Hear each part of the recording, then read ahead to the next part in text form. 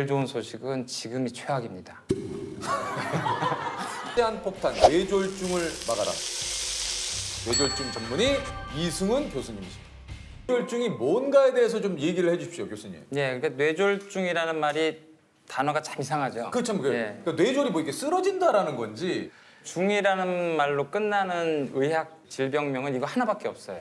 없습니까? 예, 이거 하나밖에 없어요. 그런데 이제 뇌졸증이라고 헷갈리시는 분들이 많은데 뇌졸은 졸지에 뭐 갑자기 중은 약간 뭐 적중한다 뭐 이런 의미할 때 타격을 받는다 때린다 이런 뜻이거든요. 그래서 뇌가 갑자기 타격을 받는 병이다라는 뜻입니다. 뇌가 갑자기 타격을 받는 병이 뇌졸중입니다. 네네. 그러니까 오늘 저희가 이제 그 주제가 살면서 만나고 싶지 않은.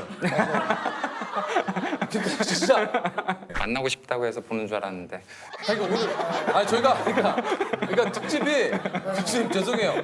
오늘 만나고 싶지 않은 교수님은 사실은 이게 진짜 계셔야 되는 분이고 이게 그러니까 뇌경색, 뇌출혈 이게 다 뇌졸중에 포함이 되는 겁니까? 예, 그래서 뇌졸중을 두 가지로 나눌 수가 있고요. 혈관이 갑자기 막혀서 뇌의 일부분이 죽는 바람에 생기는 걸 뇌경색, 혈관이 갑자기 터져서 생기는 걸 뇌출혈. 둘을 합쳐서 뇌졸중이라고 하고요. 두 가지만 있습니다. 이게 저 드라마 속에서나 이렇게 가끔 뒷목을 잡으시는 게 이게 좀 약간 아니 이것들이 정말 여보 괜찮아? 이까짓 뭔데? 누가 이까져? 어머 왜 이래? 예, 그거는 아닌 경우가 많죠, 사실은. 아니에요? 예, 예. 드라마는 너무 많이 남용되죠, 사실은. 왜냐면 사실 저도 부끄럽지만 용기 내서 얘기해봅니다. 저는 사실 선생님을 되게 뵙고 싶었거든요. 아 그래요? 네, 저는 병명이 있어요, 제가. 뭐가 있습니까? 3년 전에 받은 소견이거든요. 뭡니까? 네. 뇌경동맥 예. 눈분절에 예. 뇌경동맥 눈분절에 이게 꽈리형으로 이렇게 좀 부풀어져 예, 있거든요. 뇌동맥류라고 하는 거고요. 뇌출혈을 이제 둘로 나눌 수가 있습니다. 뇌 안에서 터지는 뇌출혈, 뇌실질출혈. 그다음에 뇌 바깥에 있는 큰 동맥이 터지는 걸 지주막하 출혈이라고 합니다. 근데 이 뇌동맥류가 지주막하 출혈의 가장 큰 원인이죠. 혈관벽이 좀 약해지면서 풍선처럼 이렇게 부풀어 오른 거를 맞아요. 동맥류, 동맥꽈리 그렇게 부릅니다. 네, 근데 맞아요, 그게 맞아요. 이제 부풀어온 채로 끝나는 게 아니고 나이가 들면서 이렇게 파열될 수가 있는데 평상시 건강검진에서 그게 발견되면 그걸 미리 폐쇄하는 시술이나 수술을 권장하기도 합니다. 너무 무서웠던 게 저한테 뭐라고 얘기를 하시냐면 진짜 진지하게 그러시는 거예요. 지금 조세호 씨가 갑자기 나가서 걷다가 갑자기 쓰러져도 이상하지 않을 병이다 이렇게 말씀을 하시더라고요. 네네. 이것뿐 아니라 모든 뇌졸중은 갑자기 발생하는 게 아주 특징이죠. 동맥류는 굉장히 또 위험할 수 있는 거고 터지지 않으면 그대로 사는데 파열되면 사망할 수 있거든요. 그러니까요. 그러니까 그걸 가만히 뒀을 때 대가가 굉장히 참혹하죠, 사실. 이게 근데 그 뇌졸중 참 이게 뭐 질병이라는 게 워낙 원인이 다양하기 때문에 근데 이게 왜 생기는 겁니까 이게? 동맥경화증이라는 것 때문에 생기는데 혈관 안에 지질이 쌓여서 혈관벽이 지저분해지고 안쪽으로 파고드는 그 혈관이 좁아지는 현상을 이제 동맥경화라고 하는데요. 동맥경화도 갑자기 생기는 게 아니라 여러 위험 요인들이 조절되지 않고 몸에 오랫동안 축적될 때 생깁니다. 그 대표적인 요인들이 고혈압, 네. 당뇨, 고지혈증, 담배, 술은 조금 애매하지만 저희들이 환자분들에게 이 5가지를 가장 기본적으로 얘기를 하죠. 고혈압이나 당뇨, 고지혈증이 잘 조절되지 않은 채로 5년, 10년, 길게 20년까지 가게 되면 몸 혈관 전체가 이제 동맥경화들이 진행되게 되는데 그 중에서 뇌동맥이 심해서 갑자기 그 혈관이 막히거나 한 일이 생길 때 그때 뇌경색이 오는 거죠. 그러니까 네네. 음식 관련 그리고 건강 관리 이게 네. 굉장히 좀 중요하다는 얘기군요. 고혈압과 당뇨가 있을 때 잘 하면 되죠. 평상시 너무 그렇게 또 그럴 필요는 없나요? 예, 대부분 이제 외래 오시면 너무들 많이 이제 뭘 먹어야 되냐, 뭘 안 먹어도 해야 되냐. 나는 17년 동안 닭고기를 먹지 않았다. 뭐 잘했냐, 뭐 이렇게 물어보고 17년 동안 닭고기를 먹지 않았다. 그 진짜 예, 아, 나 잘하고 있는 거냐? 예. 칭찬받아. 나 치킨 안 먹고 있는데 그렇게까지 막 극단적으로 네.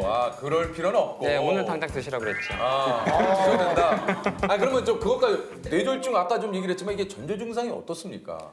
뇌졸중이 올 때 흔한 증상이 편마비라고 해서 한쪽 팔다리가 마비되거나 발음이 잘못 나오거나 이제 어지럽거나 물체가 2개로 보이거나 한쪽이 안 보이고 이런 증상이 있습니다. 근데 전조 증상은 그런 증상이 생겼다가 귀신같이 딱 없어집니다. 없어져요. 예, 한 5분, 10분 내로 없어져 버려요. 그러면 이제 내가 꿈을 꿨나? 아니면 이게 지금 내가 착각한 건가? 졸렸나? 뭐 이렇게 착각하실 수가 있어요. 근데 그건 혈관이 막혔다가 혈전이 막혔다가 몸이 뭔가 혈전용의 성분 때문에 뚫린 거거든요. 갑자기 혈액이 다시 들어가니까 좋아진 거란 말이에요. 근데 동맥경화 같은 그 위험병변이 현재 그대로 가지고 있기 때문에 재발할 가능성이 엄청나게 높습니다. 그냥 그분은 증상이 생겼다가 풀리면 당장 응급실 오셔야 돼요. 내가 좀 이상하다 싶으면은 빨리 좀 병원을 가서 맞아요, 진단을 맞아요. 받아보시는 거니 좋. 그렇죠. 근데 그게 이제 모든 분들이 그럴 필요는 없고 고혈압, 네. 당뇨, 고지혈증, 술, 담배 요 5가지에 좀 본인이 많이 노출됐었고 이게 또 아닌데 너무 걱정하다 보면 또 네, 그러실 네. 수 있잖아요. 그러니까 네. 스스로 좀 진단해 볼 수 있는 방법이 좀 아, 있습니까? 그래요? 이제 한 60세 넘었는데 고혈압, 당뇨가 있다, 고혈압, 고지혈증이 있다 이러신 분들은 팔다리 힘이 빠진 게 약간 미미하게 왔을 때 테스트 해보라고 하는 방법들이 있습니다. 뭡니까? 그게 이제 손을 앞으로 내밀고 내밀고 예, 눈을 감고 눈을 감고 손을 이게 완전히 이렇게 펴야 됩니다. 이렇게 완전히 펴. 한 5에서 한 10초 정도 지난 다음에 자기 손을 봅니다. 네, 그러면 이제 괜찮죠? 괜찮죠. 예, 근데 이제 이 힘이 살짝 빠지면 살짝 이렇게 돌아가요. 아 이게 한쪽이요. 이거 못 버티고 이렇게 살짝 이렇게 돌아가요. 아니면 이게 살짝 떨어지기도 하고. 그리고 다리도 마찬가지로 이제 양쪽 다리를 이제 침대 위에서 양쪽을 동시에 올리고 눈을 감고 있어라 그러면 한쪽이 살짝 떨어집니다.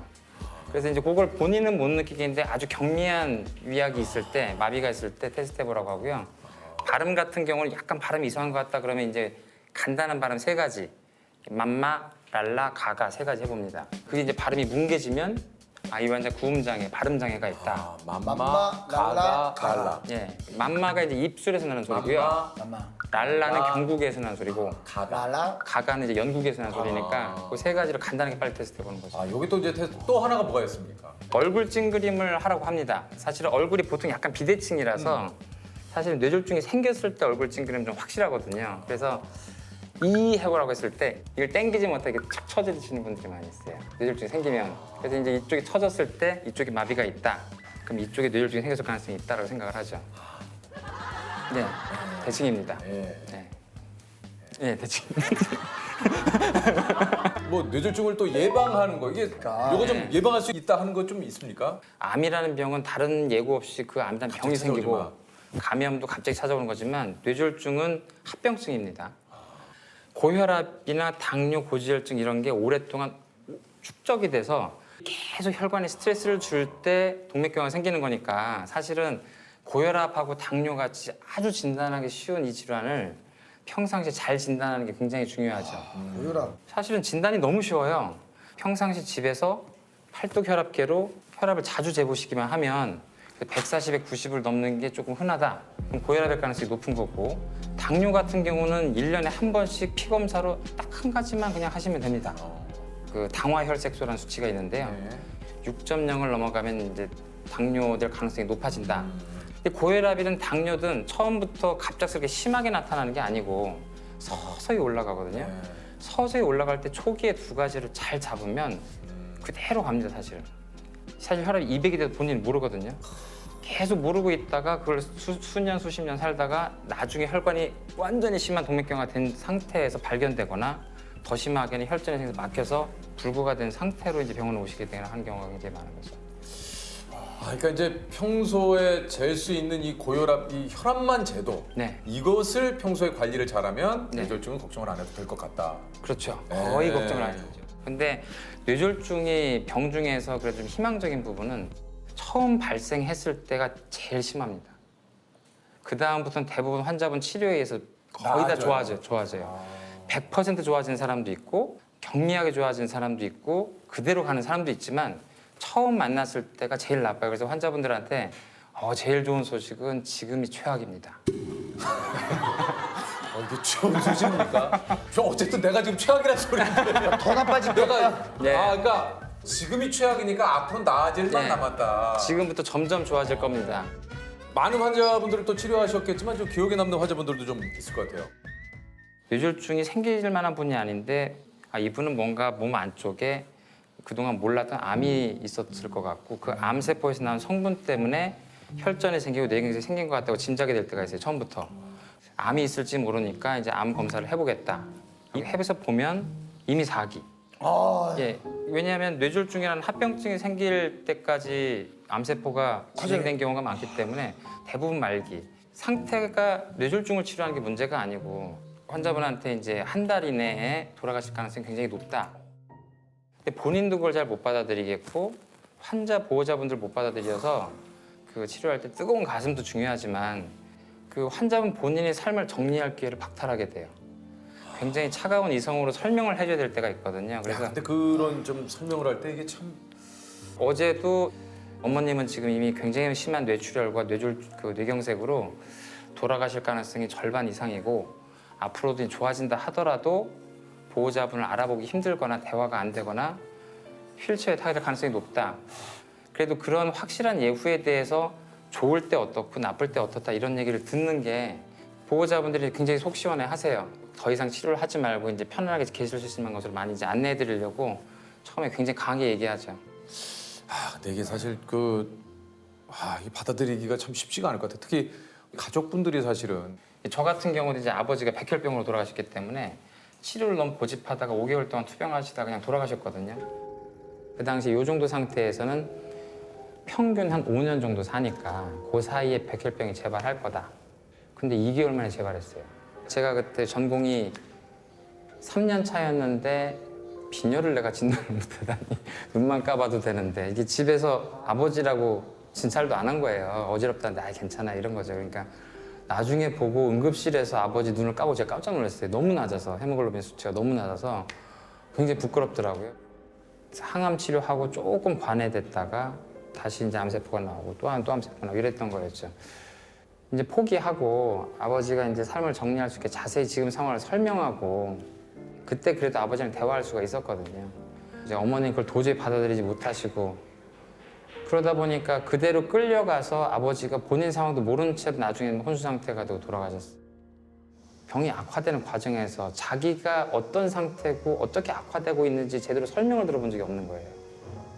그럼 아버지는 자기가 좋아지는 줄 알고 웃었다가 이러다가 착각을 하고 돌아가신 거죠.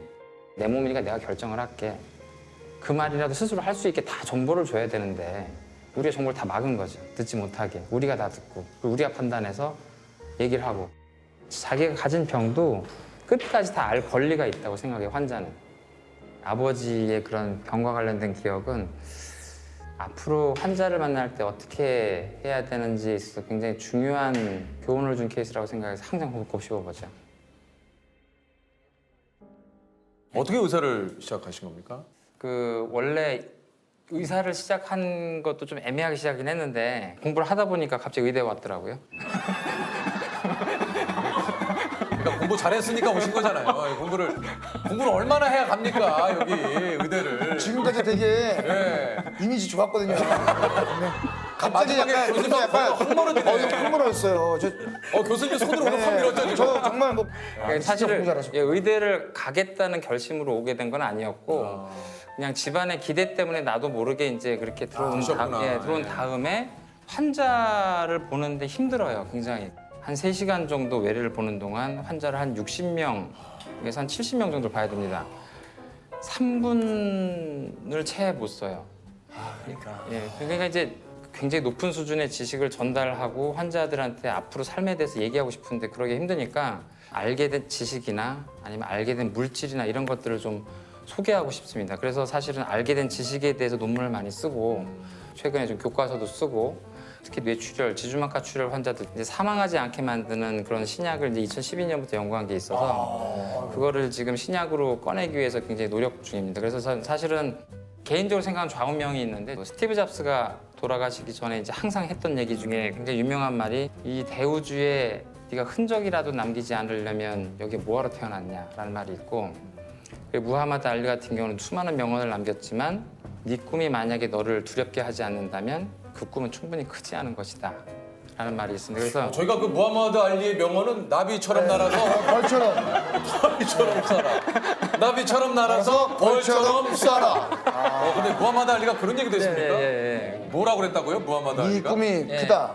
네 꿈이 널 두렵게 하지 않는다면 그 꿈은 충분히 크지 않은 것이다. 크지 않은 것이다. 그러니까 제가 가진 꿈은 지식을 알려주고 약을 소개하고 싶은데 그 사이에 굉장히 많은 허들이 있고 직원들도 점점 많아지고 이런 상황에서 두려운 게 굉장히 많아집니다. 근데 이제 무하마드 알리가 했던 그런 말 그리고 그 스티브 잡스가 했던 말 네가 여기서 그냥 이대로 똑같이 다른 의사들과 같은 일을 할 거라면 뭐하러 태어났냐라고 저한테 채찍질하는 것 같아서 그래서 지금 남은 인생 동안에 새로운 신약을 가지고 새로운 치료의 기회를 주고 싶은 게 제 꿈입니다. 근데 이제 좀 이런 그 선생님의 나름의 그 사명감을 가지고 이렇게 신약을 개발하는데 저는 역시 속물인가 봐요.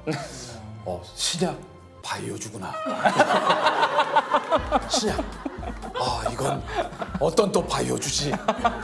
저는 또 다른 것보다 빨리 선생님 번호를 알고 싶다는 생각이 또 전화해서 밤에 선생님 나 어지러운데 괜찮아요? 이런 걸 물어봐도 괜찮을까?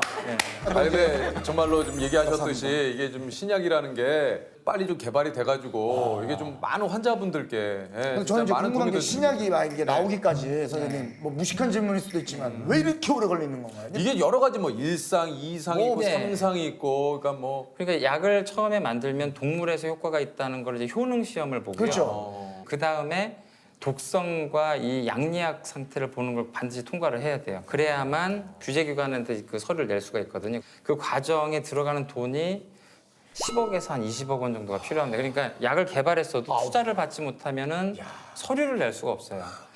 그래서 이제 FDA나 우리나라 식약처나 그 서류를 내면 그 다음부터 일상을 시작을 합니다. 이제 예, 일상이에요? 그 다음 일상. 여태까지 계속 동물만 했습니다. 아니 그 동물이 아니고 그렇게 하는데 한 몇십억이 드는 거예요? 예, 20억이 기본 20억은 들죠. 그래서 일상을 할 때 또 한 20억, 30억 들고 그다음에 2상을 하고 3상이 이제 마지막으로 환자한테 효과를 보는 거거든요. 그때 할 때 이제 약에 따라서 다르지만 한 1,000억 정도 들고. 이러니까 이 신약 개발이라는 게 어마어마한 게 네. 너무나 많은 돈이 들어가기 때문에 이래서 신약 개발이 그렇게 힘들고 굉장히 어렵죠. 아직 토양이 그 정도로 성숙해 있질 않죠. 그러니까 지금 네. 이제 코로나도 이제 전 세계에서 지금 우리나라를 비롯해서 진짜 신약 이렇게 이제 개발을- 신약 개발과 이 백신을 만들기 위해서 노력을 하고 있는데 사실 코로나는 굉장히 비상사태라서 그걸 지금 굉장히 많은 회사들이 많은 돈을 가지고 압축적으로 하고 있어요. 그러니까 1년 안에 개발하던 과정과 약까지 나오는 게 가능할지도 모르겠다 이 뉴스 나오지만 그러니까요. 저희들 입장에서 판타지입니다. 이건 사실은. 이거는 사실 판타지. 예, 대부분 빨라야 한 3년 정도 걸리고요. 오래 걸리면 10년 정도 걸리거든요. 개인적으로는 저는 얼마 전까지만 해도 내년까지도 힘들 거다라고 생각을 하고 있었는데 지금 굉장히 많은 회사들의 진도가 꽤 나간 걸로 봐서 내년엔 풀리지 않을까 기대하고 있습니다. 참 진짜 이거 이게 얘기를 듣다 보니까 이게 약 하나 개발하는 게 그 엄청난 시간과 노력을 기울인 그 결과물이군요. 예. 취미는 뭐가 있으세요? 약간 얘기하기가 좀 왜요? 오글거리지만 그래서 사실은 저는 이게 평상시에 이제 시간이 있을 때는 다양한 자세로 생각하는 걸 되게 좋아합니다. 야 정말 역대 수없이 많은 저희가 또 수제분들도 만나고 네. 수많은 의사 선생님을 만났지만 상상도 못 해본 취미야. 다양한 자세 잠을 자는 것도 아니고 계속 걸어 다니면서 생각한다든지 갑자기 지하철 안에서 생각한다든지 아니면 앉은 자세로 생각한다든지 그냥 음악을 틀어놓고 생각한다든지 그러니까 예. 오로지 선생님의 그 하나 생각은 지금 이 신약을 어떻게 만들어낼 것인가 여기에 예, 지금 그런 것과 지금 쓰고 있는 논문의 가치와 그걸 논문을 어떻게 하면 잘 쓰고 어떻게 인정받을 것인가 뭐 그런 쪽으로 많이 제 생각이 되죠.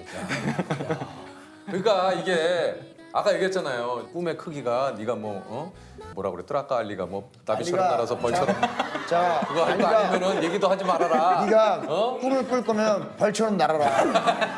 아니에요? 야, 진짜 죄송합니다. 저 몰라서. 뭐 벌처럼 해서 나비로 날아라 뭐 그런 얘기예요. 날아서 날아서 쏴라. 한턱 쏘든 뭘 쏴라. 뭘 쏴? 뭘 한턱 쏴? 쏴라 있네. 쏴라 있어. 뭐 이런 거 아니겠습니까? 나를 만나지 않으려면 지금 당장 이것을 해라 하는 게 나를 만나지 네. 않으려면 지금 당장 이걸 내라. 뭡니까? 1번은 담배를 끊어라. 끊어라. 시작도 하지 말고 피고 있으면 당장 끊어라. 아 정말. 피지 마라. 저도 끊었지만 백해무익입니다. 백해무익이고 진짜 시작하지 않은 게 제일 좋아요. 네. 네, 담배는 진짜. 두 번째는 고혈압이나 당뇨에 대한 두려움을 떨쳐라. 고혈압으로 태어나는 사람은 거의 없어요. 당뇨로 태어나는 사람은 거의 없고 나이가 들면서 걸리게 되는 건데 두려워해서 진단을 회피하고 먹어야 될 약을 안 먹는 게 훨씬 더 병을 크게 만드는 거예요. 그러니까 1년에 한 번 정도 검사를 하고 초기일 때 빨리 잡으면 그 병이 동맥경화를 안 일으키고 뇌졸중도 안 일으키게 됩니다. 저 하나만 물어봐도 됩니까? 네네. 진짜 많은 분들이 좀 궁금해할 수도 있는데 선생님은 평소에 뭘 챙겨 드세요? 이거 중요하네. 네. 네. 선생님이 챙겨 드시는 게 뭘까? 교수님이 뭘 좀 챙겨 드시는 게 좀 있나? 예, 저는 일단 고혈압이 있어요. 제가 어머니 쪽을 닮았는데 그 목에 쪽이 굉장히 심한 심근경색 굉장히 많습니다. 그래서 저는 어릴 때부터 이제 체중 굉장히 찔 수 있고 혈압과 당뇨 고지혈증 이거는 반드시 생기겠구나라고 이렇게 하고 있어서 한 대여섯 가지를 이제 챙겨 먹는데요. 아침에 일어나면 혈압약과 고지혈증약을 반드시 먹습니다. 그게 제일 저를 챙기는 거죠. 아침에 일어나자마자 그거 예, 그것부터 챙깁니다. 스스로 제가 진단한 병은 한 20개쯤 됩니다, 몸에. 내 스스로. 예, 20개쯤 되는데 그중에 약을 꼭 먹어야 되겠다고 생각한 게 한 이제 4-5가지 정도 있는 거죠. 대학교 끝나고 과를 정할 때 손을 많이 좀 떨고 있었어요. 수전증이 좀 있었는데 그래서 이 떠는 것 때문에 아 나는 외과를 못 하겠구나 하고서 이 증상 때문에 외과 전체를 포기했었거든요. 정말 뭐 내가 괜히 가서 그쪽에 폐를 끼치면 안 되지라고 생각을 했는데 나중에 신경과에서 약 하나 먹으니까 없어지더라고요. 평생 없어요. 그래서 그 사람한테 필요한 약을 피하는 것 때문에 나빠지시는 분들 굉장히 많이 봤거든요. 저 같은 경우는 차라리 그 전에 약을 먹었으면 외과도 굉장히 긍정적으로 생각하지 않았을까. 선택에 대한 그런 것들을 단순히 요것 때문에 했다는 게 굉장히 좀 바보 같기도 하고 그랬죠. 그래서 필요한 약을 잘 챙기는 게 굉장히 중요하다고 생각하고 있습니다. 오늘 저 진짜 교수님하고 또 얘기를 나눠보니까 좋은 얘기 참 많이 해주셨어요. 네, 예, 너무 알리가 뭐라 그랬죠? 예? 알리가. 네 자신을 알라. 가지고 일주일에 한 번씩. 아니 직접 좀 소개를 좀 해주시죠. 네, 저는 서울대병원 혈액종양내과에서 근무하고 있고요. 예. 김범석이라고 합니다. 종양내과가 네. 어떤 과인지 좀 설명을 좀 네. 해주신다면. 암에 대한 치료가 네. 수술, 방사선, 항암 치료 이 세 가지가 있는데요. 네네네네. 그 중에서 이제 저는 항암 치료를 담당하는 사람이고요. 아. 근데 항암 치료라는 게 이제 약물을 이용을 해가지고 암을 치료하는 이제 그런 치료법이에요. 네네네네. 그러니까 항암 주사 놔주는 사람이라고 생각하시면 돼요. 전해질 수치는 이제 수액 주사 맞으면서 이제 어느 정도. 근데 제가 주로 보는 환자분들은 이제 사기암 환자분들이신데 안타깝게도 암이 좀 다른 데에 좀 번져 있는 전이면서. 상태에서 진단받는 분들이세요. 그래서 뭐 완벽하게 뿌리 뽑고 완치하고 이제 이런 목적의 치료는 어렵다고 하더라도 항암 치료하면서 암을 가진 채로 이제 오래오래 잘 살 수 있도록 도와드리는 일을 종양내과에서 하고 있습니다. 아니 이제 저희가 슬기로운 의사생활 특집에서도 네. 그렇고 의사분들께서 좀 기피하는 쪽이 네. 이게 이제 그 흉부외과가 좀 하나라고 좀 얘기를 들었거든요. 아유 안녕하세요. 안녕하세요. 반갑습니다. 반갑습니다. 선생님 반갑습니다. 안녕하세요. 아니 그 이게 지금 흉부외과 이 지원자가 1년에 한 분 정도래요. 그죠? 네. 1년에 흉부외과 전문의 자격증을 받는 분들이 1년에 20명. 전국에 20명.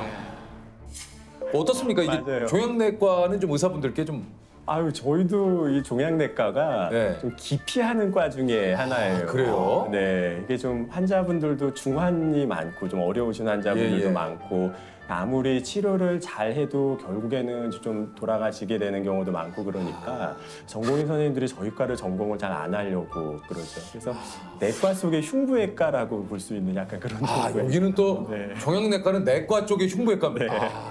많이 힘들기도 하고 또 그렇다고 뭐 개업을 할 수 있는 과도 아니니까 뭐 아주 크게 뭐 경제적인 보상을 누리는 과도 아니고 좀 그렇습니다. 네. 또 다른 없는 항암 약. 근데 그럼에도 불구하고 교수님께서 이 종양내과를 좀 선택하게 된 이유가 있을까요? 이제 제가 어렸을 때 저희 아버님이 폐암으로 돌아가셨어요. 원래 담배를 좀 많이 태시기는 하셨는데요. 이제 굉장히 건강하셨었거든요. 근데 제가 중학교 2학년 때 이제 폐암을 이제 처음 진단을 받으셨고 수술을 했었는데 안타깝게 재발하고 그러면서 이제 고등학교 1학년 때 돌아가셨는데요. 그때는 뭐 암에 대한 치료법이 뭐 마땅한 게 없었어요. 지금이야 뭐 수술도 좋아지고 약도 많아지고 뭐 이랬었는데 그 당시에는 이제 재발되고 나서 그러고서는 별다른 치료도 못 받아보시고 그냥 돌아가셨었죠. 이제 특히 이제 제가 아직도 좀 잊혀지지 않는 거는 돌아가시기 한 달쯤 전이셨는데 그때 아마도 지금 생각해보면 이제 폐암이 이제 뼈로 전이되고 뭐 이러고 굉장히 통증이 심하셨었던 때였거든요. 근데 너무 이렇게 통증이 너무 극심하니까 어쩔 줄을 몰라 하시더라고요. 통증 때문에 막 견디지를 못하셔가지고 어느 날은 저를 이렇게 부르시더니 제 손을 잡고서는 너무 아파서 절절 매시면서 우시는 거예요. 근데 이제 옆에서 그거를 보는데 이게 통증이 너무 심하니까 이를 그냥 악물고 입 안에서 그 빠그락거리는 소리가 날 정도로 이 통증을 꼭 참으시면서 그러셨어요. 근데 이제 그게 지금 와서 생각해 보면 진통제를 조금 충분히 썼으면 그렇게 안 될 수 있거든요. 근데 그 당시만 해도 이제 진통제를 많이 쓰지도 않았고 환자분들이 아프다고 그러면은 아유 그거 뭐 당연히 아프지 그 정도도 안 아프려고 약간 그러던 시절이어가지고 그게 참 아직도 마음속에 한으로 많이 남아요. 아버지 돌아가시던 날에도 이제 도서관에서 공부를 하고 있었거든요. 근데 그날따라 공부도 잘 안 되고 마음도 좀 이상하고 그래서 아버지 안 좋으신데 오늘 병문안이나 한번 가봐야 되겠다. 그러고서는 이제 병문안을 갔는데 침대에 아버지가 안 계신 거예요. 침대에 이름이 다 빠져 있고 그래서 옆에 환자분한테 저희 아버지 찾아왔는데 자리가 바뀌었냐 어떻게 했냐 그랬더니 오전 돌아가셔가지고 영안실 가셨다고 그러시더라고요. 그래서 그렇게 해서 아버지 죽음을 이제 처음 접하고 나니까 상당히 오랜 기간 동안 많이 힘들었죠. 지금은 좀 약간 후회가 돼요. 왜냐하면 만약에 그때 아버님이 그렇게 안 좋았었다는 거를 제가 알았었더라면 공부를 하는 대신에 아버지랑 시간을 많이 보냈을 것 같고 아버지랑 대화를 많이 했었을 것 같은데 아버지랑 추억을 많이 못 만든 게 굉장히 좀 아쉬워요. 혹시 그 암 환자분들께서 이렇게 좀 잘못 알고 계시는 것들이 좀 있다면 어떤 게 좀 있을까요? 진통제를 많이 쓰면 빨리 죽는다 이런 얘기를 좀 하시는 경우가 있어요. 네. 이게 엄밀히는 이 암이 나빠지고 점점 이제 커지면서 암으로 인한 증상이 심해지니까 진통제 필요량이 많아지는 건데 이거를 조금 거꾸로 생각하셔갖고 진통제를 많이 먹는 사람들 보니까 그거 얼마 못 버티시고 돌아가시더라. 진통제 많이면 빨리 죽는다 이런 오해를 하시는 경우가 있고요. 그래서 이게 굉장히 통증이 심한데도 그걸 그냥 꼭 참는 분들이 계세요. 진통제 먹으면 나 빨리 죽는 거 아니냐고. 그래서 제발 그렇게 생각하지 마시라. 진통 아프면은 진통제를 좀 드시라. 이제 이런 이야기를 좀 많이 합니다. 도대체 인류에게 있어서 이 암은 네. 언제쯤 정복이 될 수 있을까요? 암은요 정복이 안 돼요.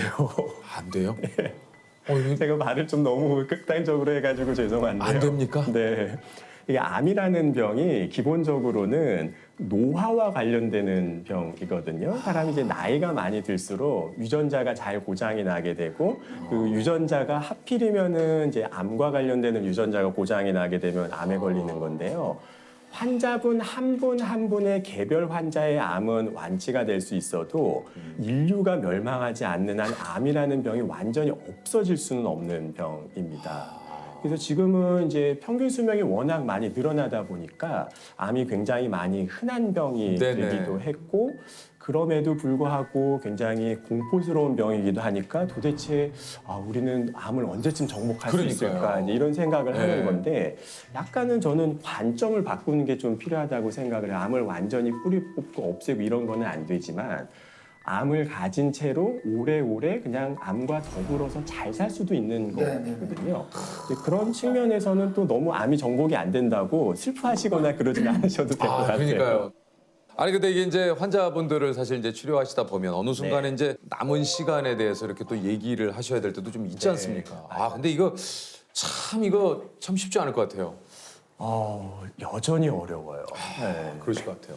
이게 이제 저는 이제 어쩔 수 없이 이제 직업적으로 안 좋은 소식을 많이 전할 수밖에 없거든요. 그러니까요. 뭐 암을 진단받은 사실, 그다음에 뭐 수술이 불가능할 정도로 많이 번져 있다는 거, 그다음에 이제 남은 기간이 많지 않을 수 있다는 얘기, 이제 이런 이야기들을 이제 어쩔 수 없이 많이 할 수밖에 없는데. 그래서 저는 그래도 가급적이면 좀 안 좋다고 하더라도 그걸 다 이제 솔직하게 다 말씀드리려고 이제 노력을 하는 편인데 그 나쁜 소식을 전할 때 제일 어려운 순간들은 저한테는 그 아이들인 것 같아요.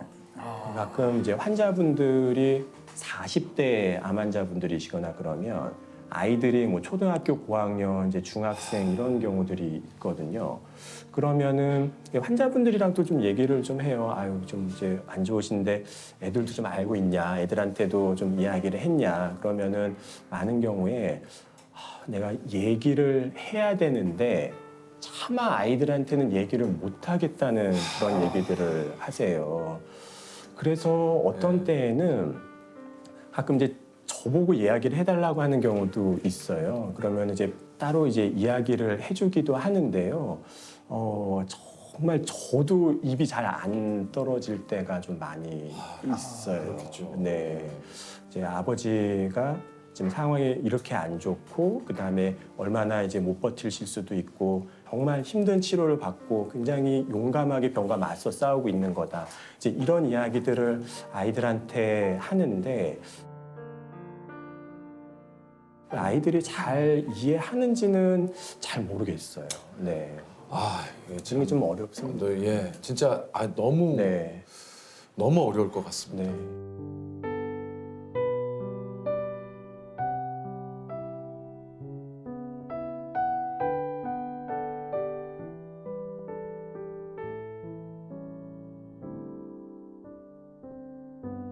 바람이 부네요.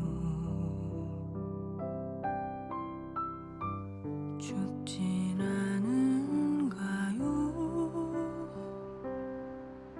밤 깊어 문득 그대 얼굴이 떠올라 가슴 뛴 그대 미소 떨리던 그 목소리 많은 상처에 얼어붙은 내 마음 감쌌던 산다는 건 신비한 축복 분명하니 아니 그 좀 환자분들의 마지막 모습도 우리 교수님께서는 좀 많이 대면을 좀 하셨을 텐데 혹시 지금 기억에 남는 환자분들이 또 좀 있으실까요? 네, 이제 저희 병원에 임종방이라는 데가 있거든요. 정말 이제 돌아가실 것 같은 분들께서 편안하게 임종을 맞이하실 수 있도록 1인실을 좀 개조해 놓은 방이에요. 이게 2인실이나 뭐 6인실 이렇게 다인실에서 돌아가시면 이제 가족들 마음에 굉장히 큰 상처가 되거든요. 그래서 조금 임종이 임박해 오면은 이제 임종방에 이제 모시게 되는데 사람의 감각 중에서 가장 끝까지 남는 거가 청각이거든요. 아, 그렇습니까? 그래서 임종이 임박해 오는 시점이 되면 저희가 이제 가족분들한테 아유 그래도 들으실 수는 있으니까 좀 좋은 이야기들을 좀 많이 해주시라 이런 이야기를 좀 드리고요. 거기에는 이제 저희 병원에 다른 병실에 없는 특수한 스피커 같은 게 좀 큰 게 있어요. 좀 좋아하시는 음악이 있으면 뭐 클래식 음악이라든가 이런 것들을 틀어놓으면은 환자분들께서 좀 마음의 평화를 느끼시면서 돌아가실 수가 있거든요. 임종방 회진이 되게 좀 분위기가 무겁거든요. 아 이제 곧 돌아가실 것 같습니다. 이제 마음의 준비를 하세요. 뭐 이제 이런 이야기를 이제 하는 그런 회진인데 한 번은 갔는데 환자분이 되게 안 좋으셨어요. 이제 혈압도 얼마 안 잡히고 아 이제 한두 시간 못 버티고 돌아가시겠구나 이랬는데 그 옆에서 스피커 음악이 계속 무슨 트로트 음악이 계속 나오는 거예요. 땡벌 막 이런 노래가 나오고 있으니까 제가 좀 이상하잖아요. 그래서 아니 혹시 이렇게 음악을 꼭 이런 음악을 틀어놓으신 이유가 있냐. 네. 그랬더니 당신은 철없는 사람 아무리 달래봐도 어쩔 순 없지 그분이 한 30년 동안 양말 공장에서 일을 하셨대요. 그러면서 애들 셋을 다 그 대학을 보내고 또 큰딸은 박사도 만들고 이렇게 양말 공장을 평생을 하면서 가족들을 부양하셨던 분인데 네. 나훈아, 송대관 이런 트로트 노래를 너무 좋아하셔가지고 그 노래를 옆에다가 틀어놓으신 거예요. 그래서 땡벌을 네, 근데 이게 그 이야기를 듣고서는 보니까 저는 그 땡벌 가사가 네. 그렇게 슬픈지 몰랐어요. 이 땡벌 가사가 그런 거예요. 난 이제 지쳤어요 땡벌 기다리다 지쳤어요 땡벌 혼자서는 이 밤이 너무너무 추워요 뭐 기다림에 지쳤어요 땡벌 뭐 네. 이러는데 진짜 그분이 오랜 동안 지치신 것 같아. 30년 동안 양말 공장을 하시면서.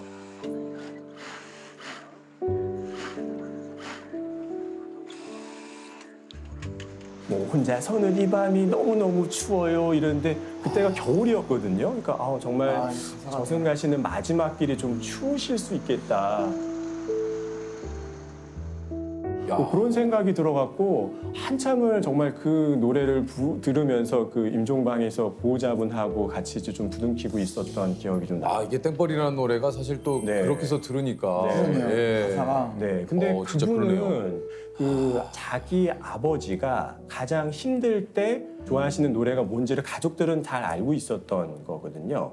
근데 우리가 생각보다 가족에 대해서 잘 몰라요.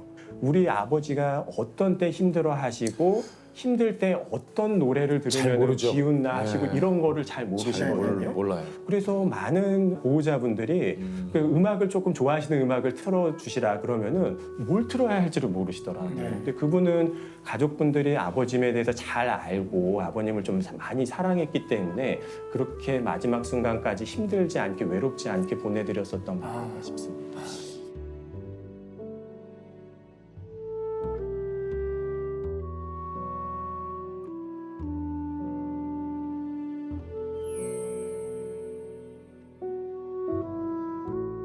그분은 80세 폐암 진단받은 할머니셨는데요.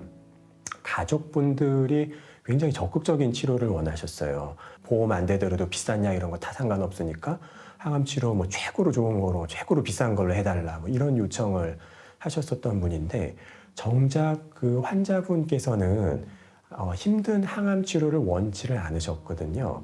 저랑 둘이 있을 때 이야기를 나눠보면 본인은 이제 지금 삶을 마무리해도 나는 여한 없이 잘 살았다. 나는 이제 더 이상은 힘든 치료는 안 했으면 좋겠다고 이제 이야기를 하셨지만 아드님들이랑 이제 가족분들이 무슨 소리 하냐고 우리는 뭐 끝까지 할 수 있는 거 다 해야 된다고 그러면서 항암 치료를 하셨던 환자분이신데 결국 마지막 순간에 너무 힘들게 돌아가셨어요. 특히 이제 갑자기 이제 호흡곤란이 오니까 응급실을 오셨었는데 인공호흡기를 달고 중환자실까지 가셨는데 결국 암이 해결이 안 되다 보니까 한 2주 정도 굉장히 고생을 하시다가 중환자실에서 돌아가셨었거든요. 그래서 그분 돌아가실 때 너무 힘들게 돌아가셨던 거를 생각을 하면 아직도 그분께 좀 죄송해요. 이제 그렇게 한다고 가족들의 마음은 위안이 될 수 있어도 그게 환자분을 위한 게 아니라는 거를 조금은 더 제가 설득을 했어야 되는데 결국 못했었던 게 좀 아쉬워요. 최선을 다한다는 거. 근데 최선과 집착은 한 끗 차이이고 그걸 구분하기가 굉장히 어렵거든요. 그게 정말 환자분 입장에서 최선이었을까? 최선을 다하는 게 최선이 아닌 경우들도 많이 접하게 됩니다. 교수님께서는 과학적으로 설명되지 않는 소위 말해서 저희들이 기적이라고 좀 얘기하잖아요. 네. 그런 경우도 혹시 좀 보신 적이 있나요? 그런 경우들도 있죠. 특히 있어요? 이제 저희가 환자분 보면은 이제 혈압도 계속 떨어지고 열도 나고 이제는 진짜 뭐 하루 이틀 못 버티시겠구나. 그래서 이제 오늘 넘기기가 힘들 것 같습니다. 이제 네. 그렇게 회진을 하고 나왔는데 그런 상태로 며칠씩을 좀 표현이 안 좋긴 하지만 환자분들께서 버티시는 경우들이 있어요. 그래서 한 번은 그분도 이제 30대 후반의 남자 환자분이셨는데 네. 계속 안 좋기는 하는데 임종이 지연이 되고 돌아가시질 않는 거예요. 그래서 도대체 어떤 일 때문에 그럴까 이제 그러고 있었는데 갑자기 이제 병실 문이 이렇게 쪼로로 열리더니 애들이 2명이 오더라고요. 이제 초등학교 저학년, 초등학교 고학년 애기들이었었는데 네. 아빠가 그렇게 안 좋았었던 거를 몰랐었던 거예요. 그래서 애들이 같이 이제 아빠를 부둥켜 안고 한참 울고 그랬었는데 애들이 이제 오자마자 1시간 있다가 바로 돌아가시더라고요. 기다렸군요. 네. 그래서 아마도 정말 뭐 애들이 너무 보고 싶으니까 애들을 보고서는 떠나야 되겠다는 것 때문에 그러셨었던 거 아닌가 싶은데 그렇거든요. 그런 거는 과학으로 설명되는 거는 아니잖아요. 그냥 막연히 우리가 이제 짐작만 할 뿐인데 그런 일들이 좀 있습니다. 참. 우리 교수님께서는 환자분들께 좀 숙제도 좀 내주신다고 그래요? 아, 네. 제가 무슨 숙제를? 아니 뭐 거창한 숙제는 아니고요. 뭐 환자분들께 뭐 일기를 좀 써보시라 뭐 이런 숙제들을 좀 많이 내줘요. 왜냐하면 병원에 오면 일단 기다려야 되잖아요. 그렇죠. 그 기다리는 동안에 이렇게 오늘 들었었던 생각 같은 것도 조금 정리를 좀 해보고 조그만 수첩이나 다이어리 같은데 좀 메모를 좀 하시라. 그게 나중에는 굉장히 큰 재산이 되기도 하더라고요. 한 번은 환자분께서 이제 돌아가시고 아드님이 이제 외래를 찾아오셨어요. 그래서 아버님이 평소에 그 투병 생활하면서 썼던 일기장을 저한테 조금 보여주셨는데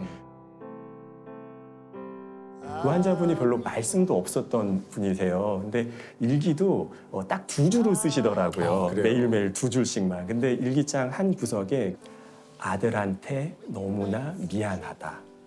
그런데 차마 미안하다는 말을 못하겠다. 딱 2줄이 있었던 거예요. 근데 그거는 그렇게 기록을 안 해놨으면은 모르는 거거든요. 그러니까 아드님 입장에서는 이제 그런 아버님의 일기장이 굉장히 큰 어떻게 보면은 유산처럼 남는 거죠. 근데 일기장이 그렇게 시작하더라고요. 담당 의사가 일기를 쓰라고 했다. 이 의사가 좀 이상한 의사 같다. 이렇게 시작을 하더라고요. 그래서 그런 거 보면서 좀 웃었었던 기억도 좀 납니다. 네. 이게 참. 아니 그 교수님, 네. 저는 좀 이게 아까 교수님께서 제가 그 암은 언제쯤 정복될 수 있느냐, 네. 안 될 것 같다라고 네. 얘기하셨잖아요. 그래도 좀 희망적이고 하나는 좀 주고 가셔야 돼요. 네. 그 암 이게 또 치료하는 기술이 네. 여기까지 갔다. 이러면서 뭔가 그런 것들은 많이 있죠. 뭐 어디까지 네. 갔습니까 지금? 일단은 요즘에는 조기 검진할 수 있는 방법들이 너무 많이 생겼어요. 그래서 정말 조그만 때 찾아내가지고 수술로서 완벽하게 제거를 하면은 문제 없이 암을 정복하는 경우들 많이 있거든요. 네네. 그다음에 항암제도 요즘 좋은 항암제들이 너무 많이 쏟아져 나오고 그래요? 있어갖고요. 먹는 표적 항암제 같은 것도 많고 그냥 먹는 최근에는 걸로? 그냥 먹는 약. 요즘 또 이제 면역 항암제라고 그래가지고 그건 또 뭡니까? 또 면역력을 올려가지고 암세포를 죽이는 이제 그런 좋은 항암제들도 많이 나왔거든요. 그래서 요즘에는 암을 가진 채로 그냥 별 문제 없이 딱 보면 저분 암 환자 아닐 것 같은데 이런 식으로 오래오래 잘 지내시는 분들 많아요. 사실 네. 누구나 영생을 꿈꾸잖아요. 네. 그러면 얼마나 좋겠습니까? 생명 연장. 맞아요. 그러나 이게 뭐 다 생명은 유한한 거 아니겠습니까? 맞아요. 한편으로는 생각하고 싶지 않지만 죽음에 대해서 어떻게 생각하면서 좀 사는 게 좋을 문제에 그 대해서. 질문은 참 네. 중요하고도 어려운 질문인 것 같아요. 그러니까. 근데 이제 제가 환자분들 뵐 때나 이제 느끼는 것 중에 하나는 우리가 살다가 보면 당연한 것들이 있거든요. 근데 이 나한테 너무나 당연한 것들이 때로는 너무나 당연하지 않을 수 있다. 이제 요 생각만 해도 되게 관점이 많이 달라지는 것 같아요. 이제 가령 제 환자분들 중에서 폐암 환자분들 같은 경우는 그런 얘기하시는 분들이 계세요. 이제 근데 내가 예전에는 정말 숨 쉬는 게 너무나 당연하다고 이제 느꼈었는데 막상 암에 걸려보고 이제 숨이 차 보니까 숨을 쉰다는 것 자체만으로도 이렇게 행복한 건지를 몰랐다. 숨 쉬는 게 너무 당연하지 않다는 맞아. 얘기인 거거든요. 그리고 뭐 부모님 같은 경우도 너무나 당연하게 부모님이 늘 있어 왔으니까 부모님은 당연히 나랑 같이 있는 존재다라고 생각을 하고 보는 거하고 언젠가는 나보다 먼저 떠나실 수도 있겠구나 하는 생각을 하고서는 보면 아마도 부모님을 보는 관점이나 시각 같은 게 좀 달라질 거예요. 갑자기 이제 주름살 같은 게 이제 눈에 들어오기도 시작할 거고 허리가 굉장히 좀 굽어 있는 것 같다는 게 이제 느껴지기도 시작할 거고 당연한 게 당연하지 않을 수 있다는 생각을 해보면은 삶도 많이 바뀌어지게 되고 또 죽음을 바라보는 관점도 좀 바뀌게 되고 그러지 않을까 싶습니다. 근데 네. 저는 그 교수님이 지금 하신 얘기 참 그 와닿습니다. 예, 그 당연한 것은 없다. 다리 한쪽만 다쳐도 샤워하거나 돌아다니기 얼마나 힘듭니까? 네. 막상 내가 당연한 게 없다고 생각하면 이 세상의 모든 것들이 너무 고마워요. 사랑 참 무서워라 기나긴 날이 지나도 전 그 자리에 시간이 멈춰버린 채로 이렇게 버젓이는 사람 널 그리워하고 있으니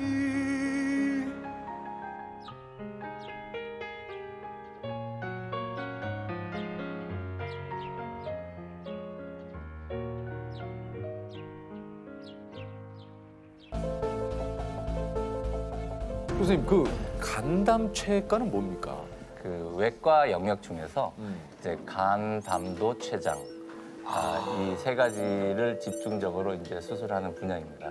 췌장은 이쯤에 췌장은 안쪽에. 배의 딱 가운데의 뒤쪽에 있습니다. 아 가운데 뒤쪽. 담도가 어딥니까? 담도가. 담도는 이제 간과 정확히 한번 저를 그냥 제가 네 간이 여기에 있거든요. 여기에 이 갈비뼈 아래에 좀 언더티 좀 입어요. 미안합니다. 예, 죄송합니다. 간에서 담즙을 만들면 그게 이렇게 밑으로 내려와서 담도를 따라서 내려옵니다. 아, 그게 담도구나. 예, 예. 아니 사실 지금 저 우리 그 교수님은 간 이식도 전문이시라고 그래요. 네. 그럼 지금까지 혹시 몇 번의 이식 수술을 하셨는지 여쭤봐도 될까요? 제가 여기 대학교에 와서 한 것만 200케이스가 조금 넘는 것 같습니다. 저 교수님이 이제 간의 전문의시니까 하나만 여쭤봐도 되겠습니까? 제가 매일 조금씩 술을 마시는 게 괜찮나요? 아니면 하루 폭주하고 며칠 쉬고 이렇게 안 마시는 게 제일 좋겠지만 아 나는 교수님이 이런 질문 너무 많이 들었을 것 같아요. 예 죄송하지만 저도 한 번만 네. 좀 뭐 어려운 질문인데 결론은 없다가 결론이었습니다. 그래서 건강한 음주란 없다. 그러면 네. 저 이걸 한번 여쭤봐도 될까요? 예.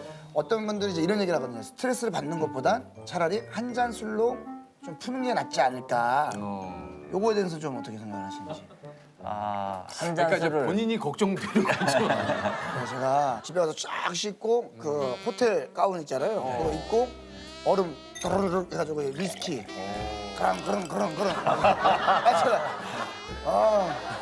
이거 하면서 쭉 먹고 정말 깔끔한 거예요, 교수님. 그 한 잔이 진짜 한 잔인 거.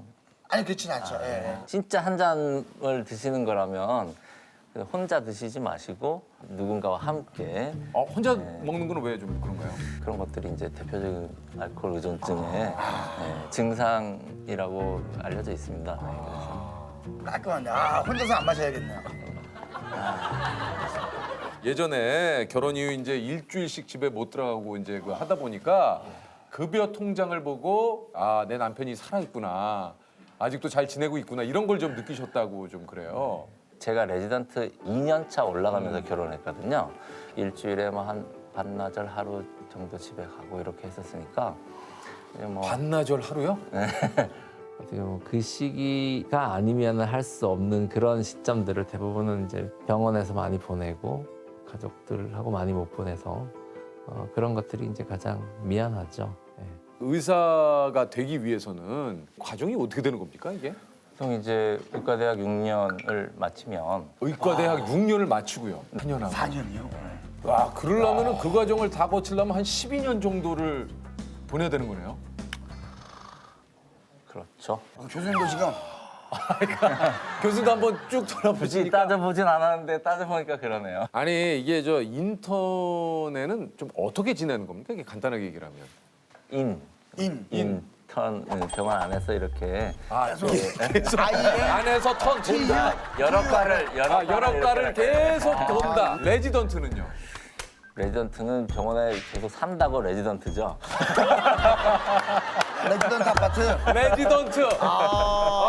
이게 그러면 펠로우는 뭡니까? 팔로우 아닙니까? 팔로우? 나를 따르라?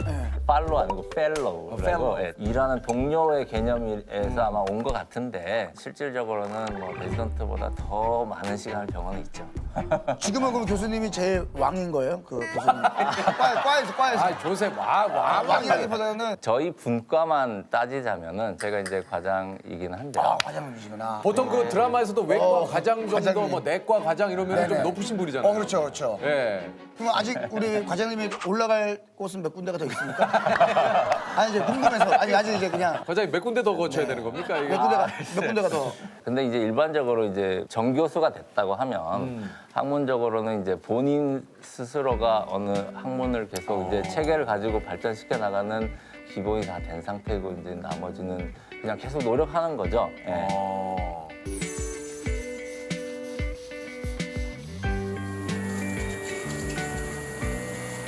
잘 계셨어요 그동안에? 별다른 문제는 없으셨고요? 어땠어요?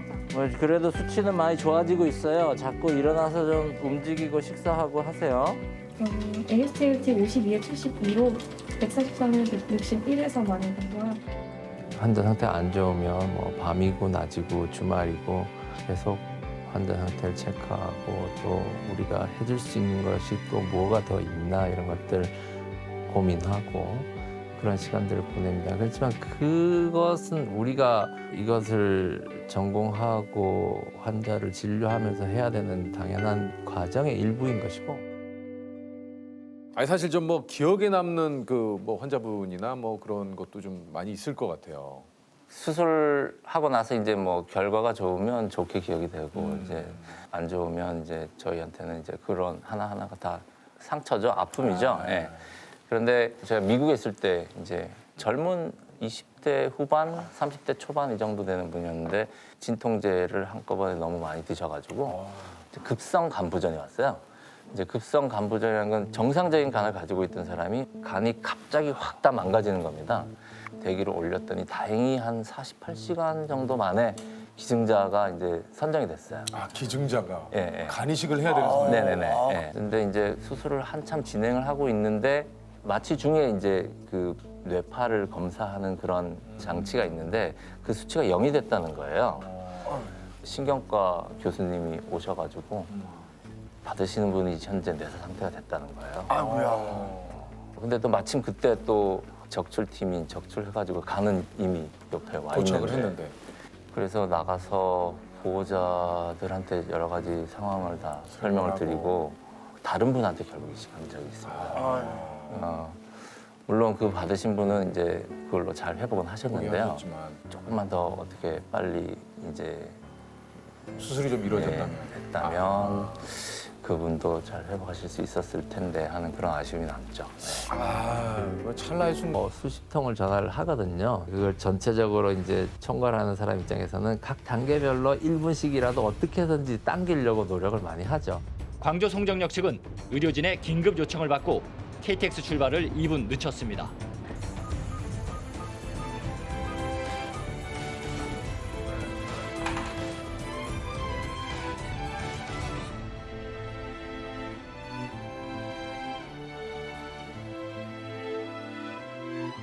전혀 아무것도 이루어질 수가 없습니다. 그 과정에서 의사가 하는 일이란 건 아주 한정된 역할입니다. 결국은 기증자의 그러한 기증을 위한 숭고한 정신이 전달자로서의 역할을 충실히 해야 된다고 생각을 합니다. 혹시 그 요즘 그 뭐 슬기로운 의사생활도 그렇지만 의학 드라마라든가 혹시 교수님께서 그런 작품 보신 적 있으세요? 옛날에 그 하얀 거탑 재밌게 하얀 거탑. 아니 그런 의학 드라마 보시면서 의사의 입장에서는 어떻습니까 이게? 의학 드라마 보면 이런 장면 꼭 있다 하는 게 있거든요. 후배가 이렇게 자고 있어요. 공부하다가. 그러면 추울까봐 입고 있던 걸 이렇게 이불 덮어주고 이런 그런 일이 장면 있나요? 좀. 저쪽에서도 웅성웅성 되는 거 보니까 없어요? 그런 일이 별로 없나 봐요. 예. 근데 저는 제 기억에 지금도 남는 그 정말 고마운 기억이 하나 있는데 그런 걸 좀 얘기를 해주세요. 그때 이제 펠로우 1년 차 어려운 시절이었는데 파워포인트로 이제 포스터를 만들어서 이제 그 발표를 해야 되는데 낮에는 펠로우 일하고 밤에 뭐 한 2시 뭐 이럴 때 이제 컴퓨터 앞에 앉아서 이제 비몽사몽 이런 걸 하고 있는데 그러다가 잠이 들었던 것 같아요. 근데요? 근데 잠깐 깨어나 보니까 모니터를 보니까 뭐가 좀 달라져 있어요. 와. 누가 해줬어요? 와. 드라마다 드라마. 물론 그 내용이 많이 들어가 있는 건 아니지만은 틀을 누군가가 해줘. 이게 살짝 이렇게 그 포맷을 잡아주고 갔는데 누군지 아세요? 제가 짐작은 하는데 확인을 못 해가지고 영상 편지 한번 남겨보세요. 심장이니다. 연락이 올 겁니다. 기훈이 형이 그때 아마 제가 잠든 사이에 해놓고 가신 것 같아요. 맞다면 이번 기회를 빌어서 감사하다고 말씀드립니다. 문자가 미안한데 나 아니야라고. 너무 아니 그 얘기 들어보니까 우리 교수님이 또 특이한 이력이 있어요. 락 밴드에서 활동을 하셨다고요? 이름이 어떻게 되죠? 히포피언스라고. 힙합이었어. 네. 이 보통 그 의대 동아리에 힙호가 들어가는 게 되게 좀 있나 히포크라테스와 봐요. 호모 사이언스의 정확합니다. 네. 히포크라테스 플러스 호모사피언스를 합쳐서 거기서 어떤 보컬이셨나요? 아니면? 저는 보컬했습니다. 지금도 그럼 그룹 활동을 이어가고 계세요? 아니요, 요즘은 뭐 이제 건즈 앤 로지즈. 건전로지즈. 예. 이거 조금 한번 해주셔야 됩니까? 제가 직접 하기는 좀 어려운데. 예. 살짝 가볍게 그냥. 옛 생각 나시죠? 교수님 사실 지금 뭐 이제 의사 가운을 입고 계시지만, 예? She got smile that it seems to me reminds me of childhood memories when everything was the freshest of bright blue sky. 여기까지만. 교수님, 이게 목소리 톤이 바뀌어. 약간 가느다라면서. 예. 여기 약간 그 교수님도 요즘 부캐가 좀 유행이잖아요. 부캐 이름을 따로 정하세요. 해외 그룹은 그쪽 좋아하시고 국내 그룹은 이승철? 저 이 노래 굉장히 좋아했습니다. 예. 난 아직 어리다고 말하던 얄미운 욕심쟁이가 오늘은 웬일인지 사랑해 하며 키스해 주었네.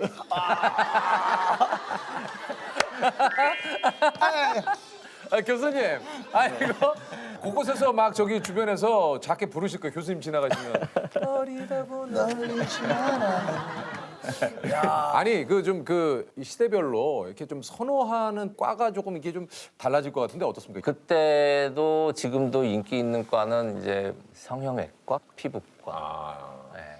요즘에는 이제 뭐 정신과, 재활의학과 뭐 이런 쪽이. 외과도 좀 많지 않나요? 외과는 예전에도 그랬고 지금도 그렇고 인기가 좀 없는 것 같습니다. 아니 혹시 좀 우리 외과에 또 많은 좀 그 분들이 지원을 좀 해달라고 한마디 좀 교수님이 좀 하세요. 예. 이럴 때 한번 또 하셔가지고 그렇죠. 이 얘기를 듣고 나 좀 저 교수님의 얘기 듣고 한번 좀 과를 한번 생각을 해봐야겠다. 여러분들이 의과대학을 지원할 때 가졌던 생각을 항상 한번 좀 다시 돌이켜 보시고 수술도 하고 또 환자도 직접 보고 그만큼 많은 보람을 느끼실 수 있을 거라고 생각합니다. 힘든 만큼 보람찬. 네, 좋은 얘기신데 이렇게 하면 지원 많이 안 하실 것 같고 외과 이행시를 하세요. 외과 이행시? 네. 그러면 저 교수님 위트 넘치신다. 예. 저 한번 해볼까? 왜? 외과 말고 다른 과로 과지마 좋네. 과지마. 좋네. 이거 교수님이 할게요. 예, 이거 교수님이. 이거 교수님이 교수님이. 이거 줘요. 괜찮죠? 교수님 이걸로. 네. 자, 외과 말고 다른 과로 과지마.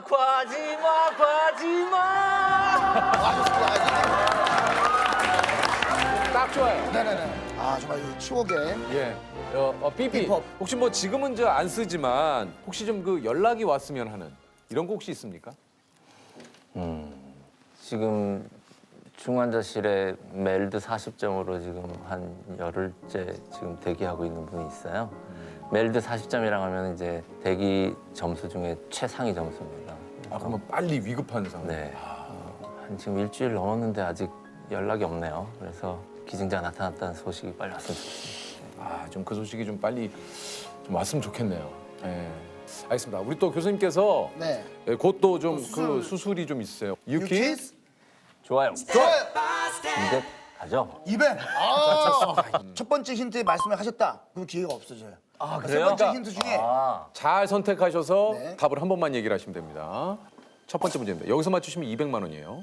자, 스마트폰 등 디지털 기기에 빠르고 강한 정보에 익숙해져 현실에 무감각해지는 현상을 가리켜 이것 브레인이라고 합니다. 자, 아시면 정답을 얘기하시면 되고 아니면 다음 단계로 넘어갑니다. 다음 단계. 좋습니다. 자, 이제 150만 원입니다. 북아메리카 원주민들은 주식이던 이것의 주재료 속에 영혼이 살고 있어 열을 가하면 영혼의 분노가 폭발해 이것이 만들어진다고 여겼습니다. 다음 달로 가요. 네, 좋습니다. 자, 이제 100만 원입니다. 아, 어렵다. 자, 흔히 어떤 사건이 일어났을 때 흥미롭게 구경한다는 뜻으로 이것 각이라는 신조어를 사용하기도 하는데요. 이것은 무엇일까요?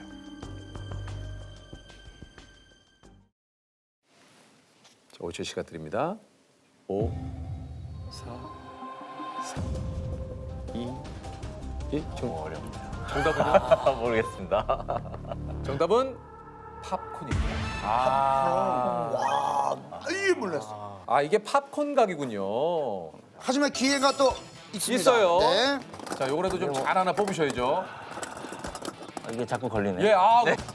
이게 자꾸 걸리네. 예, 아, 걸렸네. 걸렸어요. 이거. 하나 걸리네. 저도 봤는데 요게 계속 걸렸어요. 네.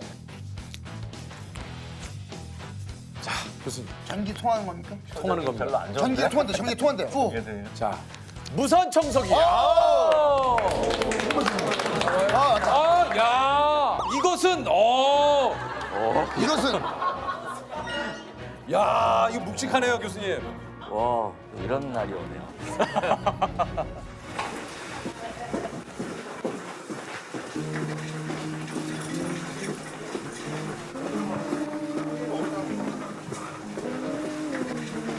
그때 그렇게 말을 해서 그런지 몰라도 그 녹화하고 나서 하루 지나서 정말로 그렇게 연락이 왔습니다. 그래서 저희가 성공적으로 강의식을 잘 마쳤습니다. 제가 누군지 아시겠어요? 아, 정말? 무슨 수술 받은지 아세요? 아, 정신과 선생님. 예. 어떻게 살 것인가 오늘 주제가 또 그렇다 보니까 정신과 그 선생님께 좀 들을 얘기가 또 좀 꽤 있을 것 같아요, 그죠? 요즘 그 이제 코로나 블루를 넘어서 뭐 레드, 그리고 뭐 이제 뭐 블랙까지 뭐 사실은 이제 이 심리적으로 이제 불안감을 느끼는 분들이 굉장히 좀 많습니다. 네네. 예, 그렇죠. 실제로 좀 그렇죠. 2019년 상반기에 비해서 2020년 상반기에는 대부분의 진료과들이 환자 수가 확 줄었어요. 아무래도 집 밖에 못 나오시고 힘드시니까. 근데 유일하게 정신과만 많이 늘었습니다. 정신과만 늘었어요? 네네. 그러니까 힘드신 와중에도 어쩔 수 없이 병원을 찾아가야 되는 상황이 이제 생긴 거죠. 코로나 블루라고 조금 뭐 매스컴에서도 많이 얘기를 하는데 이게 도대체 그 증상이 어떤 겁니까? 그러니까 코로나 블루는 이제 누구나 겪을 수 있는 거예요. 누구나 겪을 수 있는 거고 어느 정도의 우울감과 불안을 이제 평소에 느끼지 못한 것도 이제 평소에 건강하시던 분도 이제 느낄 수 있게 되는데요. 우리가 잘 밖에 안 나가게 되면은 운동량도 떨어지고 밖에 안 나가니까 햇볕도 안 쬐고 그렇죠. 보통 밖에 안 나가면 식사도 보통 더 대충 하게 되세요. 약간 그런 거 없지 않아 있어요. 그런 상황에 사람의 뇌는 약간 이제 호르몬의 불균형이 찾아와요. 어쩔 수 없이. 환자분들이 오셔가지고 많이 하는 얘기가 좀 있습니까? 아무래도 이거 대체 언제 끝나냐? 과연 끝날 수는 뭐 있을까? 네. 정신과신데 오죽 답답하면. 네. 질병관리 본부는 아니지만 제일 힘들어질 때가 언제냐면은 이게 과연 미래가 있을까? 나의 회사가 혹은 나의 사업이 버틸 수 있을까? 이 생각에 심하게 불안해하시는 분들이 많아요. 우울증과 어떻게 좀 이렇게 좀 구분을 지어야 되는지. 날씨에 비유를 하곤 해요. 기분을 이제 예를 들어서 흐리고 비 오는 날로 생각하면 될 것 같아요. 우울감을요. 우울감을. 네네. 그래서 비 오는 날은 되게 흔하죠. 네. 누구나 우울감을 겪을 수는 있고요. 약간 좀 센치해지는 건 있죠. 근데 우울증은 그 깊이와 길이 모두 다 달라요. 비가 정말 많이 하루 종일 비가 오는 날이 한 2주 연속으로 거의 매일 지속되는 거를 경험하시면 정말 세상을 바라보는 시각이 좀 달라지죠. 네. 사실 의외로 주변에 그런 것들이 많습니다. 주변 그 동료분들 가운데도 우리 주변 가족분들 가운데도 이런 불안함을 호소하는 분들이 굉장히 많은데 이게 사실 이런 것들이 최악의 말인 것 같은데 야, 왜 이렇게 너 나약해? 맞아요. 야, 너 왜 이렇게 약하니, 얘가? 최악. 그래서 방금 말씀하신 게 할 수 있는 최악의 말인 것 같습니다. 그죠? 이거 최악의 말이에요. 최악의 말들이 또 있어요, 선생님? 근데 이게 우울증에 빠져들면 아까도 말씀드렸지만 나 자신에 대해서도 되게 부정적으로 보기 때문에 스스로도 그런 의심을 가지세요. 사실은 내가 나약한 거 아닐까? 내가 게으른 거 아닐까? 이런 의심이 본인도 있는데 다른 분에게 그런 얘기를 더 들으면 아, 역시 내가 부족한 거야. 이거 안 될 거야 라는 생각에 더 사로잡히게 되거든요. 이제 보통 솔루션까지 줘야 된다라는 압박을 많이 느끼시는데요. 사실 전문가들도 솔루션을 잘 못 드리는데 어떻게 솔루션을 드릴 수 있겠어요? 그냥 너 뒤에는 내가 있다. 힘들 땐 언제든지 연락해도 된다. 라는 메시지를 전달하는 게 제일 중요하다고 생각하고요. 진료실에서 가끔 듣는 게 갑자기 너 생각나서 그냥 잘 지내는지 연락 왔다. 이런 메시지들이 아무도 없는 것 같았는데 내 생각해주는 사람들이 있었구나라는 느낌을 되게 강하게 준다라고 얘기들 하시더라고요.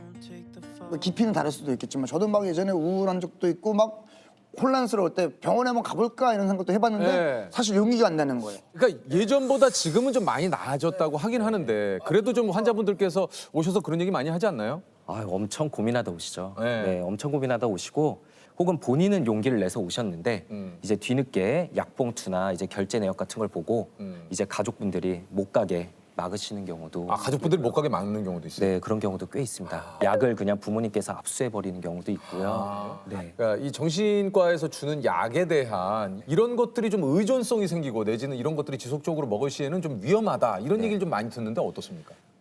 정말 너무 많이 듣는데 좀 억울하기도 해요. 사실 우리가 뭐 너 내과약 먹니? 너 정형외과약 먹니? 이렇게 말하진 않거든요. 근데 정신과는 정신과 약, 아 맞아요. 그리고 그러네. 정신과 신기하네. 정신과 환자 이러면서 네. 다 묶어버리는 거죠. 저희가 또 많이 듣는 게 그러면 너네도 먹냐? 너네 가족한테 처방할 거냐? 이런 말 되게 많이 하세요. 뭐 직접적으로 네, 그래서 우리도 먹는다. 우리도 필요할 때는 먹고 필요하면은 가족한테 줬을 때도 있다. 얘기를 하고요.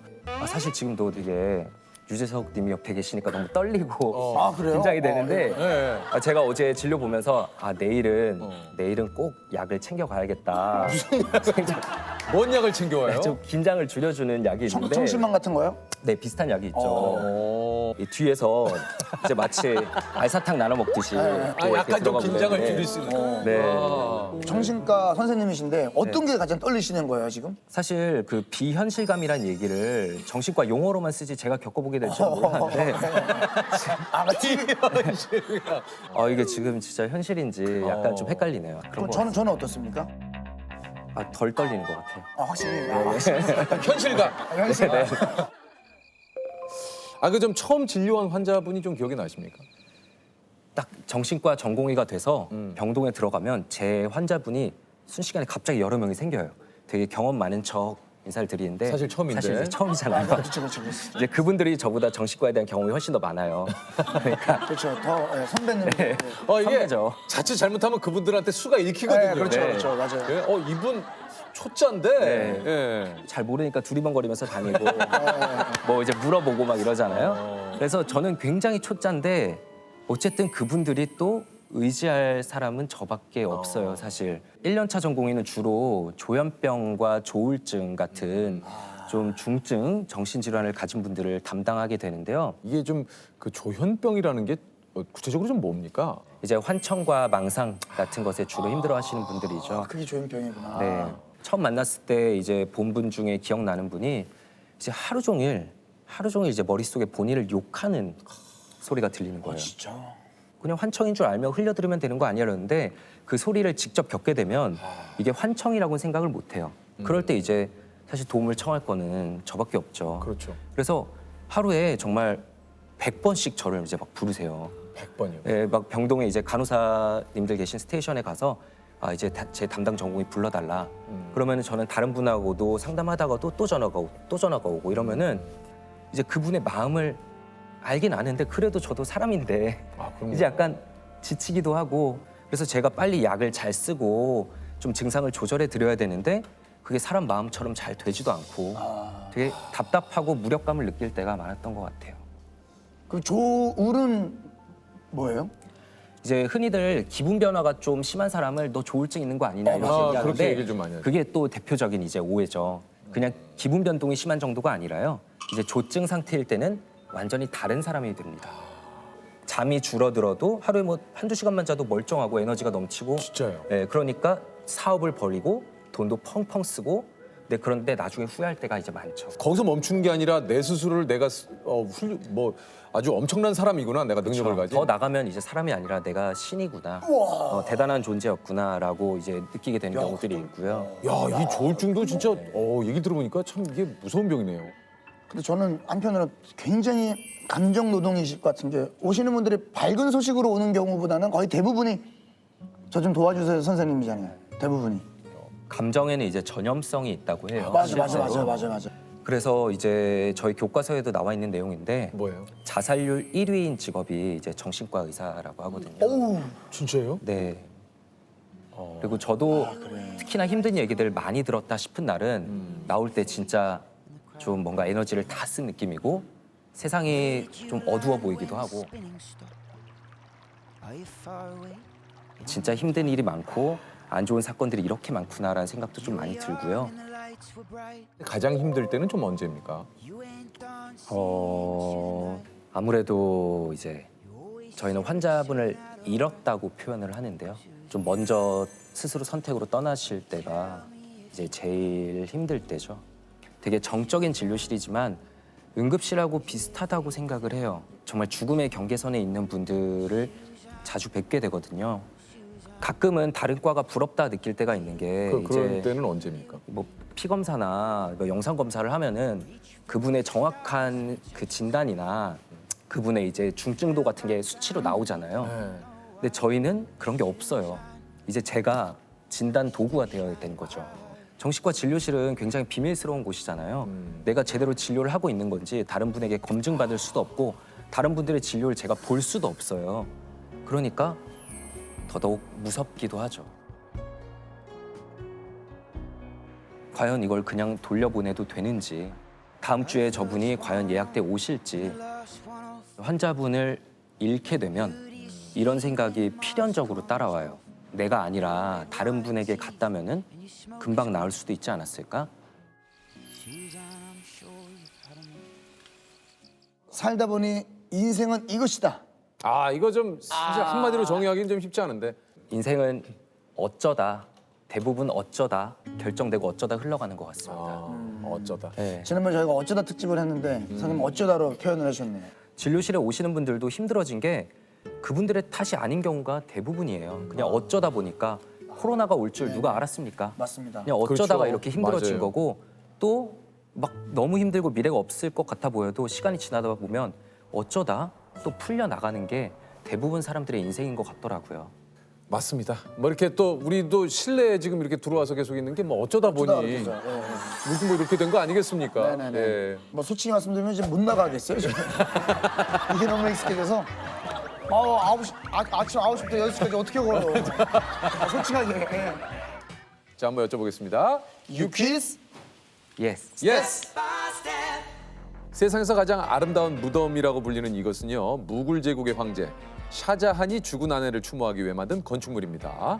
인부 약 2만 명, 코끼리 천여 마리가 투입된 대공사로 무려 22년에 걸쳐 완공됐는데요. 샤자한은 훗날 이것의 아름다움을 능가하는 작품이 탄생할 것을 우려해 공사에 투입된 모든 인부의 손목을 잘랐다는 전설이 전해집니다. 인도 이슬람의 대표 건축물로 아내의 이름을 딴 이것은 무엇일까요? 인도 이슬람의 대표 건축물로 아내의 이름을 딴 이것은 무엇일까요? 타지말. 타지마할. 예, 맞춤 100만 원의 상금을 드립니다. 정답은요? 타지마할 정답입니다. 예. 야, 근데 얘 무섭네요, 이게. 아, 이게. 오우, 야. 자, 100만 원의 상금 축하드립니다. 축하드립니다. 감사합니다.